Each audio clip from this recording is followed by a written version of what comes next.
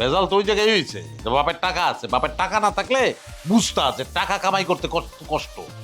বুঝি নাই আবার আমার বোনদের সামনে যেমনি টাকা নিয়ে খোটা দিছো, তারপরে আমার আর বোঝার বাকি আছে যে টাকা কামাইতে কত কষ্ট। টাকা আমি জান না, তোমার টাকায় কেনা কোনো জিনিস আমি করবো না।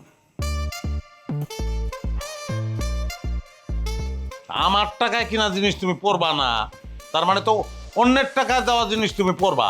সে অন্যটা কে? আর একটা স্বামী আছে নি? কেন স্বামী লাগবো কেন? আমার বাপ আছে না, আমার বাপের যে পরিমাণ টাকা আছে সেইটা দিয়া সোনা দিয়া এরকম বিছনা বান্ধা তার মধ্যে আমার ঘুম পাড়ায় রাখতে পারবো। স্বামী লাগবো আমার।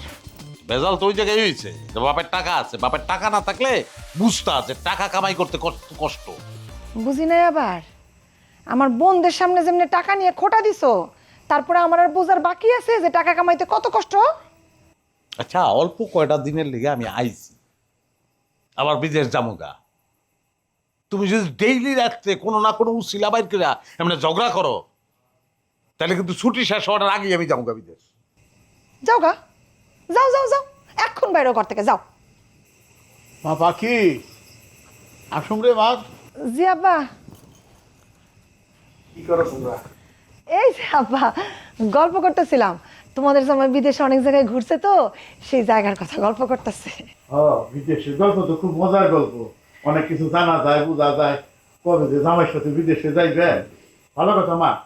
যে জন্য আইছিলেন, একটা কথা কিন্তু মাথায় রাখবা, কালকে ঘটক কিন্তু আমাকে বাড়ি চাইবো। তোমার মামার জন্য বিয়ের পাখির ছবি নিয়ে আইবো।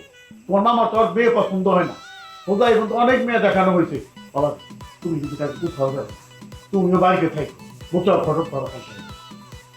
ঠিক আছে আব্বা, আল্লাহ যদি বাঁচাইয়া রাখে রাখতে আমারে, তাহলে অবশ্যই আব্বা কালকে থাকবো। যাক, শুনে খুব খুশি এলাম। তাহলে আমি এখন যাই, ঘুমাবো, তোমাকে ত্যাক্ত করলাম। না না, থাকতে পারেন আব্বা, যান। আচ্ছা ঠিক আছে আব্বা, ঘুমাও যাই। আপনি যতক্ষণ থাকতেন ততক্ষণে শান্তি পেতাম। ভালো অভিনেত্রী তুমি, হ্যাঁ? বাপের সামনে এক অভিনয়, আমার সামনে আর এক অভিনয়। এর লিগে পোলাপান কয় যে মাইয়া মানুষের নারী ধরন এটা সম্ভব না, এক সময় এক রূপ। যাবা এখান থেকে, যাবা। ফাজিলের ফাজিল, সারাক্ষণ পিছনে লাগিয়ে থাকে।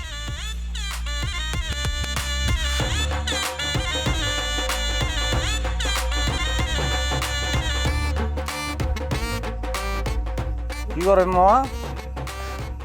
কিছু না। কিছু না মানে দেখতেছেন তো ছবি, আর কইতেছেন কিছু না।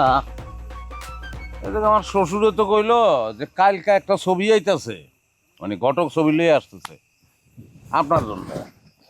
কারণ আমার শ্বশুর কি জানে যে আপনি আর এক ছবি দেখতেছেন এনে বইয়া? জানে। তাইলে আর অসুবিধা কি মামা?